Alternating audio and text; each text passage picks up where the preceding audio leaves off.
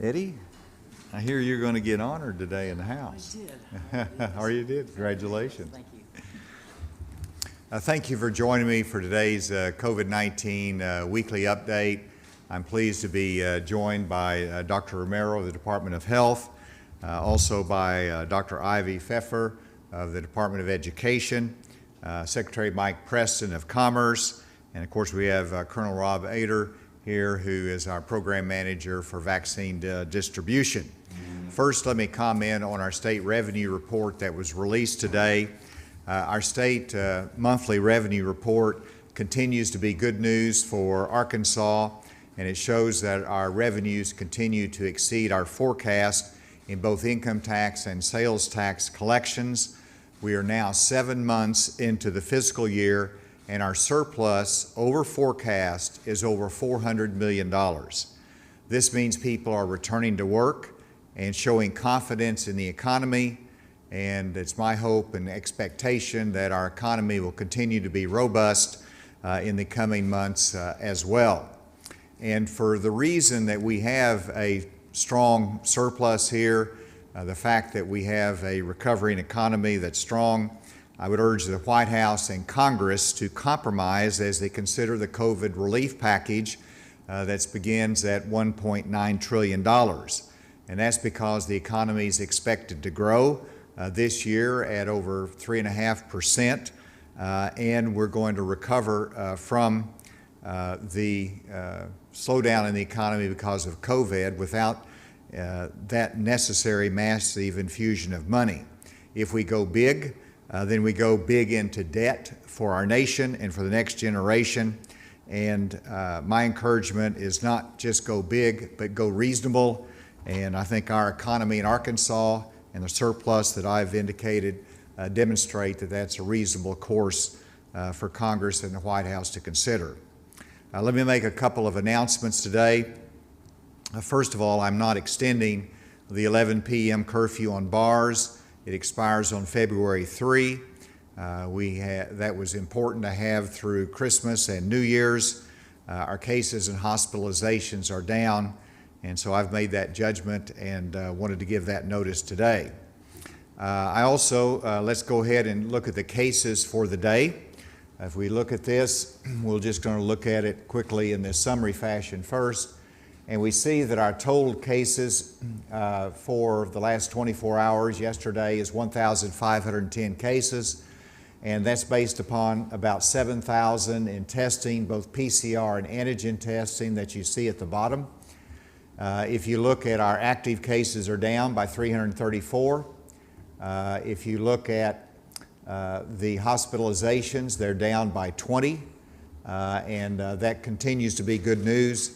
I think that's because of both people being careful, following guidelines, as well as some improved therapeutics and hospital practices that's really applauding our healthcare workers and the job that they're doing.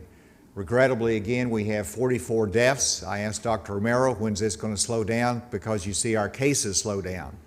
And that's the saddest thing as I look at that number every day, and I continue to see Arkansans and families impacted in such a devastating way because of COVID-19, and it's a constant reminder that we all have a responsibility, and it's important to our families to follow the guidelines, to be careful, and to make sure we do all we can to reduce the cases. If you look at the vaccines, which is the next graphic, we continue to do well in getting the vaccines in the arms of Arkansans. The doses received on the left, you can see we've received 486,000 doses. We've given out 301,000, so that's 61.9% of those that are in the state program. In the last 24 hours, you can see that we've received 15,900 doses. And so obviously they get in, it takes a while to get them out. People ask me, well, where's the other 39% of the doses? Well, some are reserved for second doses that will be given out. That takes a little bit longer to get those scheduled. And we continue to work to increase that percentage. The whole team at The Department of Health and Colonel Ader is working very hard on that, and our pharmacy and our hospital partners as well.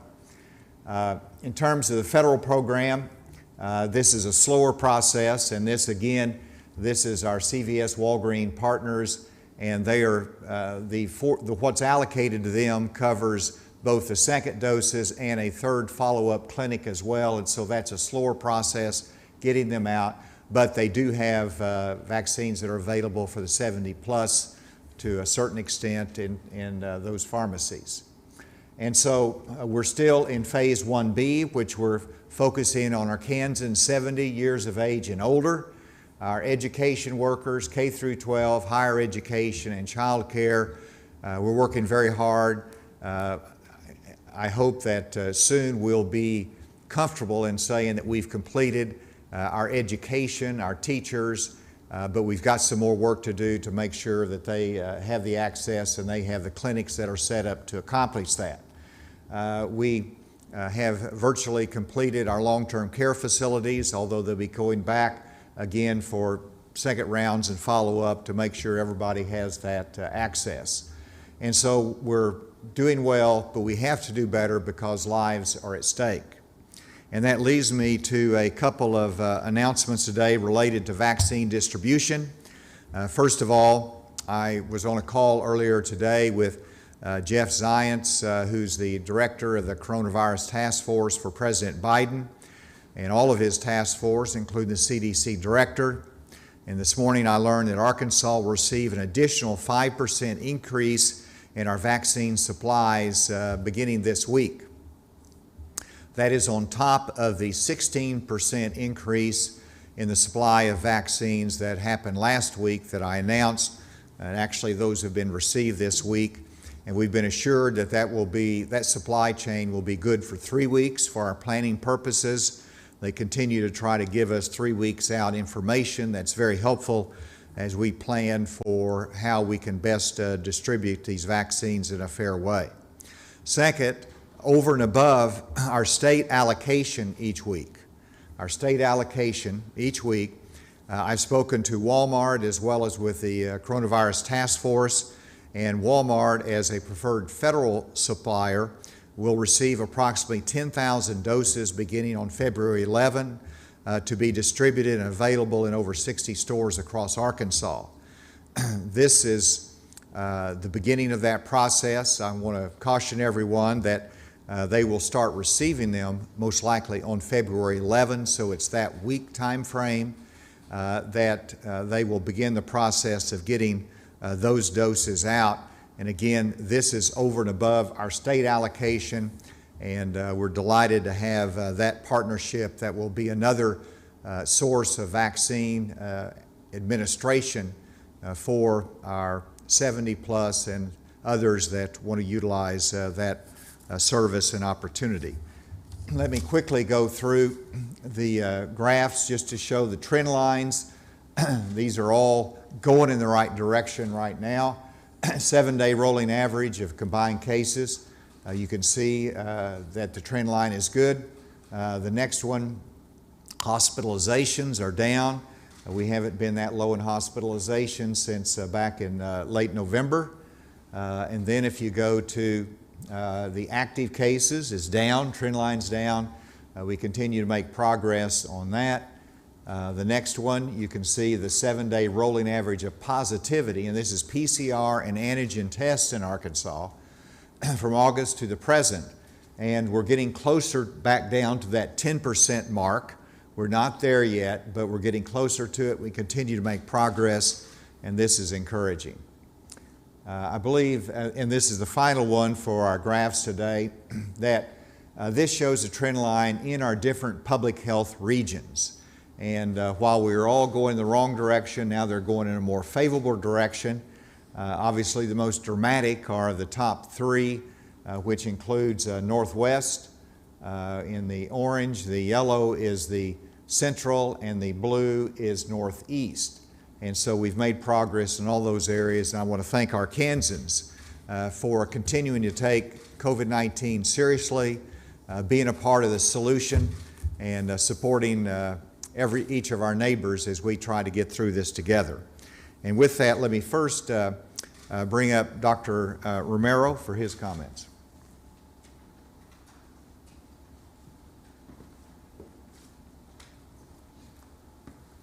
Thank you, Governor.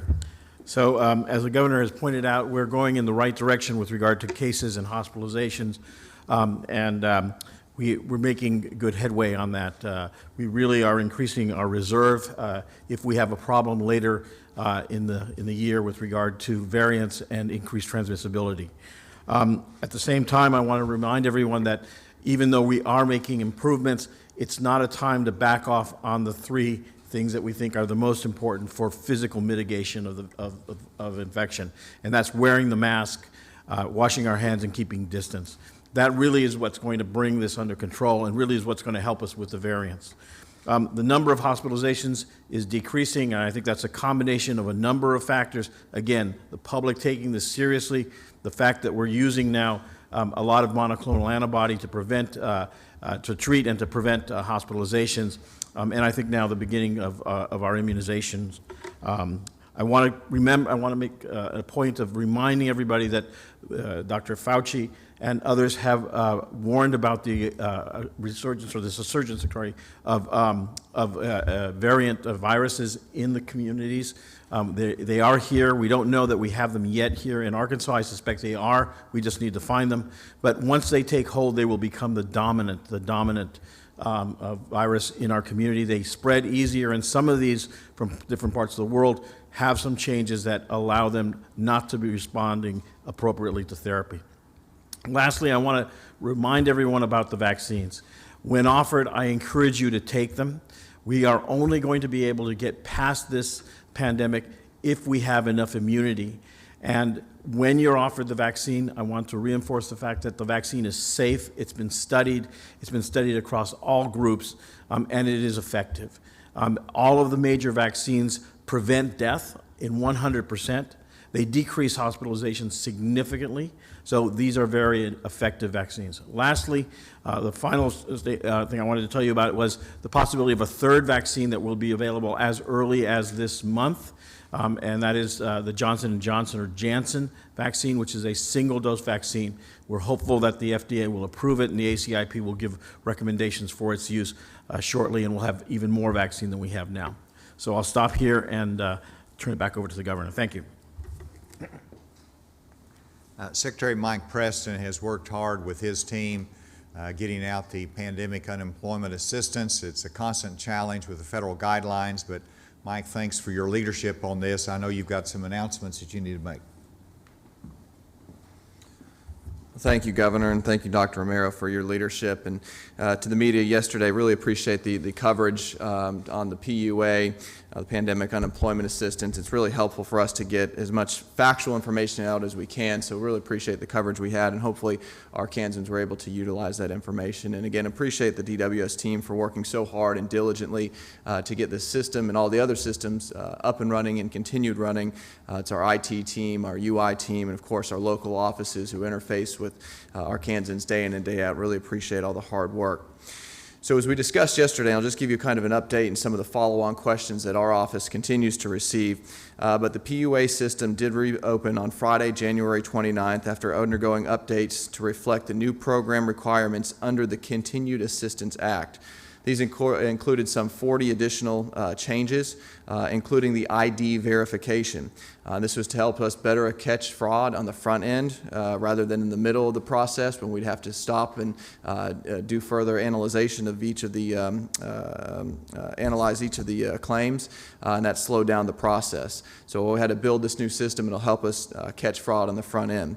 The good news is on that first weekend, we sent over 4,900 payments. Additionally, last night we had 9,800 payments. So we're up to a little over 14,700 Arkansans in the PUA system that have been paid for these first couple of days. And we anticipate more going out today and over the course of the next several days.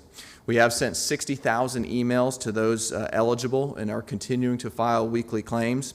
What is very important, if you're one of those 60,000 that you have received the email, to click on the link within the email to upload your ID and your additional documentations. Each URL within that email is unique to the individual. So if you just respond to the email, that's not necessarily how you need to submit your information. We needed to go to this uploadable site via the link. So that's where you're running into some issues. We're seeing folks just responding to the email. We're not getting that information that way. We need you to click on the link in there, do the ID verification, and then continue your weekly claims, and you'll get processed for your payments. For those who have done that and now see a flag for review, give that a day or two as our system is catching up with this massive amount that are coming in. There were some glitches of obviously those first couple nights we're getting payments out. We feel like we have that corrected, so it should catch up in real time now. But again, if you got that flag for review, those should be catching up in the next day or two. I do want to emphasize on who should file for pandemic unemployment assistance in the PUA. So these 60,000 I've talked about are ones that have been approved. So they have gone through the process. They were a gig economy worker, independent contractor, or self-employed. They've been in their business was impacted because of the pandemic. They have been approved, and those are processing. What we're seeing now is a shift of individuals from unemployment insurance, from the traditional, over to the pandemic unemployment assistance. So once you've exhausted those benefits, then you're eligible to qualify and file for the PUA system. However, because of the new bill passed by Congress, the Continued Assistance Act, it added additional weeks to the pandemic emergency unemployment compensation. So there's additional weeks that you'll need to go back and verify and utilize those weeks and exhaust that fully before you're able to move to PUA. So if you're getting that message that you're ineligible for PUA, you need to go back through the process and file for those claims through traditional UI and the extended benefits, and once those are exhausted, you can move to the PUA. Obviously, it's a lot of information. There's probably a lot of questions. The phone number is up on the screen, the 844-908-2178. Call and go through the PUA option. Our folks can talk you through that. There's also the website where you can submit a lot of that information. So, and let me switch gears and go to the next slide. And talking a little bit about fraud, as I mentioned, we're trying to mitigate that more on the front end as the requirements for the new PUA system. Going back to the fraudulent claims that took place over the course of the summer and into the fall, it's now that time of the year we're looking at tax documentation coming in and 1099s are going out. And if you are receiving these 1099s, this is what you need to pay attention to. So we're working diligently to continue to match police reports with fraud claim reports to the IRS prior to the IRS deadline, which is later this month. If you receive a 1099 in the mail for a fraudulent unemployment claim and you have already submitted a police report, a corrected 1099 form will be sent to you. Once the police report has been processed by ADWS, Department of Workforce Services, you'll receive that in the mail. Now, due to the sheer volume, we're still processing the police reports that have been submitted. If you have not been provided a copy of your police report or not provided it, please submit a copy to the link here on the screen, adws.internalaudit@arkansas.gov, as soon as possible. The only way we can remove a fraudulent charge from your Social Security number is by receiving a police report from your local law enforcement agency. We'll report the 1099 information to the IRS by the end of the month as required.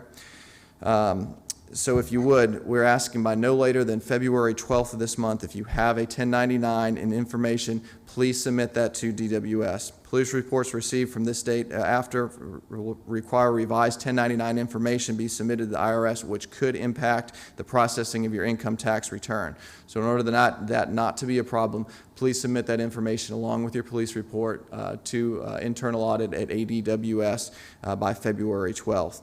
And there's additional guidance on the IRS website if you want information about the 1099 or the 1099-G, which is the corrected form. Again, appreciate your patience on this, and we're processing these as quickly as we can, but we need you to submit those police reports so we can fully take care of it on our end, and you're not sent a 1099 with incorrect information. Thank you, Governor. And finally, before we take questions, Dr. Ivy Pfeffer is here from the Department of Education for a brief report.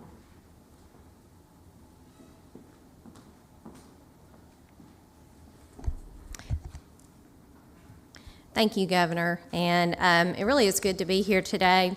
Almost daily, I receive communication from educators and parents from all across the state who share questions, stories, and concerns about their students' educational experiences. Long before the first day of school started in August, we were all super focused on not only how to make the school year possible, but also on how to make it successful. Last week, I received a picture from a kindergarten class in Springdale, Arkansas, with students who were celebrating their 100th day of school. The term first 100 days often refers to the beginning of a politician's term in office and is usually defined by bold, definitive actions that they take to fulfill goals.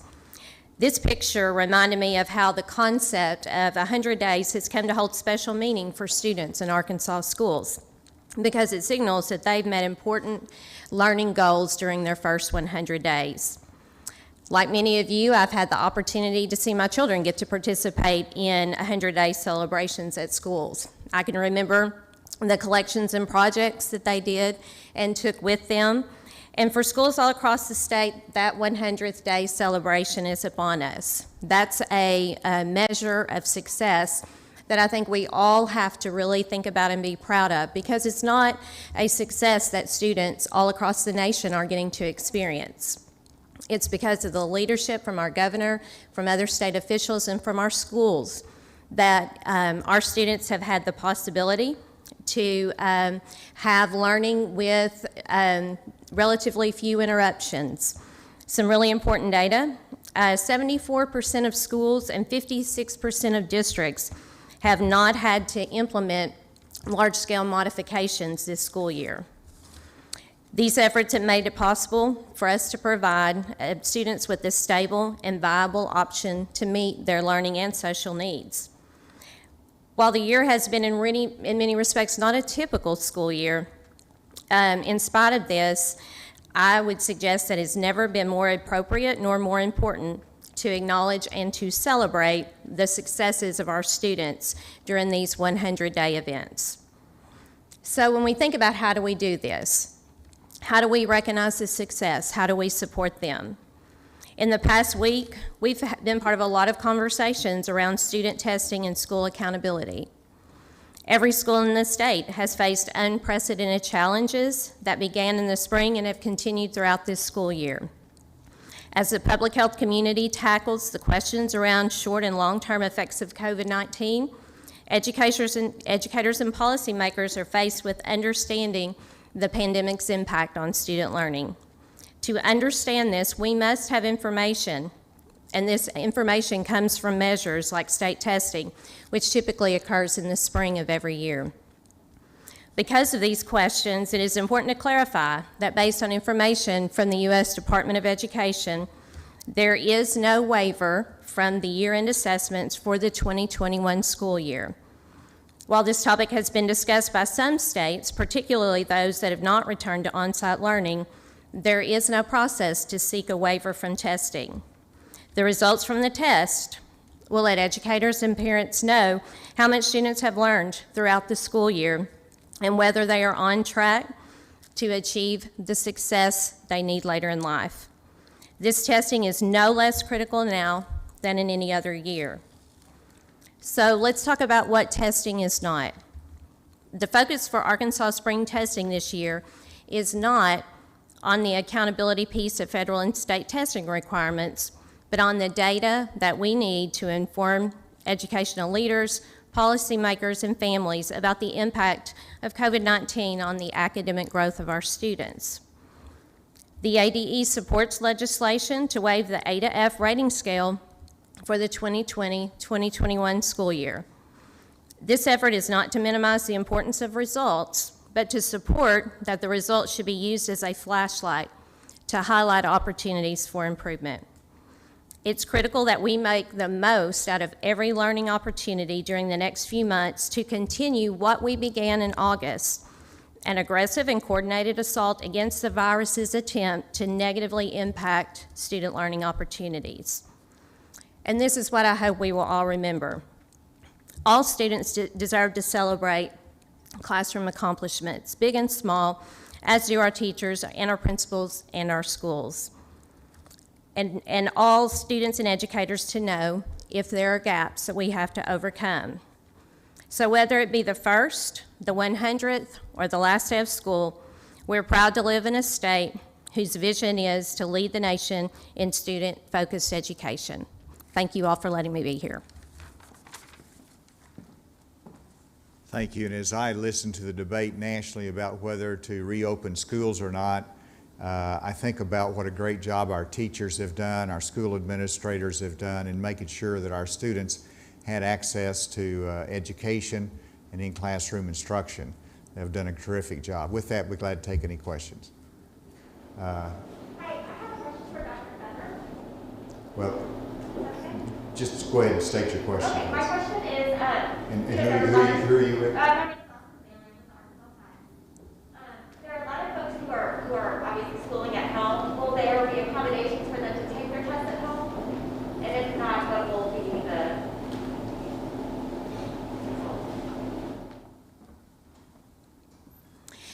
So the state assessments will need to be taken either at school or at the location that the school officials create for students. There will be a lot of flexible options in terms of the days, the times, the ways that tests are administered to students. So every school district will be working closely with their families who do have students learning at home, so that there can be opportunities for that family to feel comfortable, to feel safe, and to meet the needs of that family. I think it's important to realize that 80% of our students are on-site learning every day. So there is a percentage of students who are still virtual students learning remotely, but that percentage overall is small in comparison to the number that we do have on-site. And so I think that makes it a much more manageable number for our districts to be able to work with those individuals. The increase in the vaccine that you learned about today, did they tell you how they were able to achieve that 5% increase? I actually asked that specific question last week, and I think the answer is the same for today with their 5% increase, and that is that just as the states get better in the distribution, administration of the vaccine, our manufacturers get better every day on their processes. And so this is simply an increase in vaccine production by our manufacturers. It does not reflect, as I asked them, did you find it in a closet somewhere? It hasn't been hidden. It just simply improved process and improved manufacturing. Regarding the 10,000 doses that Walmart is going to have, did you have to, is that something the state had to agree to, and was there any, did we have to give anything up in order to get those 10,000 doses? No, that's, this is a federal program that is over and above the state allocation, but they're working closely with Colonel Ader, the Department of Health, so that we can identify where the gaps are in our distribution, where they can fill in, so it's coordinated with all of our other distribution efforts. And so this is just another means of getting vaccines out into communities in which they're used to going to a Walmart, or that's their preferred provider. So it is something that we agreed to, that selection, that designation, but glad to participate in that and really grateful. Walmart's been working on this with the Coronavirus Task Force going back some time, and with their capabilities, very optimistic this will be a good means of getting it in quick to the arms of Arkansans. That's one of the things they've emphasized in their call with me, and I emphasize to them, is Walmart's good at a lot of things. 7. I have a question about vaccinations. When do you foresee moving forward with the 1B group and start to vaccinate grocery store workers, postal service workers, food workers, and the other folks who are in 1B? Are we still on schedule to get those folks in this month? Well, actually, the schedule was that we would complete 1A by the end of January. We got in a position where we could move to a couple categories in 1B early. We did that in January. But our original schedule was that we would be in 1B in February and March. And so we've got a lot of work to do, and our hope is that through that time we'll be able to move through the different categories of 1B. We are not ready to move out of our earliest part of 1B, which is our teachers, our staff, and our 70 plus. We still do not have all of those vaccinated yet. We haven't had the supply to get that done. But as that demand decreases, or we have a sense that we've got more supply than what the demand is right there, we will move into another category. We're not there yet. And I can't tell you exactly how long it'll be before we move into additional categories, but we're going to continue to monitor that and move in there as quickly as we can. Next question. Hey, Governor. Hey, Governor. This is Josh with KEIT. I don't have a coronavirus question, but I do have a question for the Education Secretary that is there with to see if she could comment on the school district of Brooklyn. The Brooklyn School District is currently under investigation by the Craighead County Sheriff's Office. They have an legislative audit also ongoing. Just kind of curious what the Department of Education thinks about this school district being under investigation for the last 3 months, as well as the audit.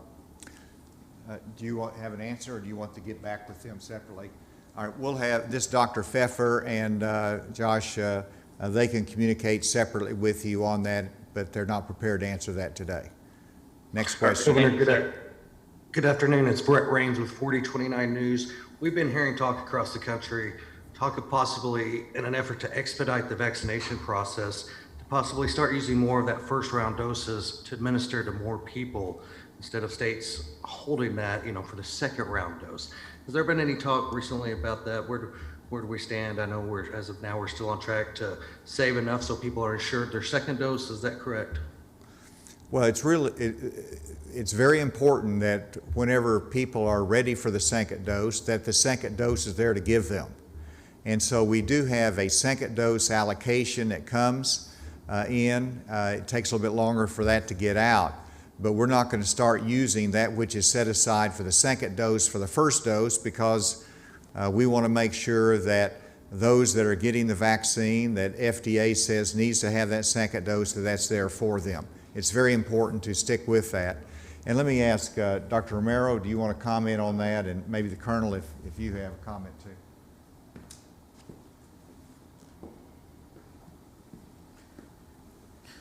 So we're basing our decisions on how to use the vaccine in large part by what the recommendations from the ACIP are. That's the CDC's organization regarding vaccine allocation and use.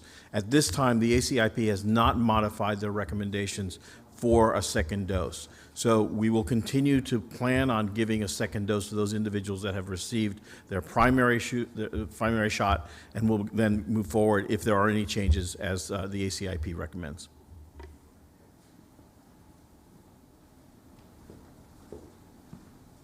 Next question.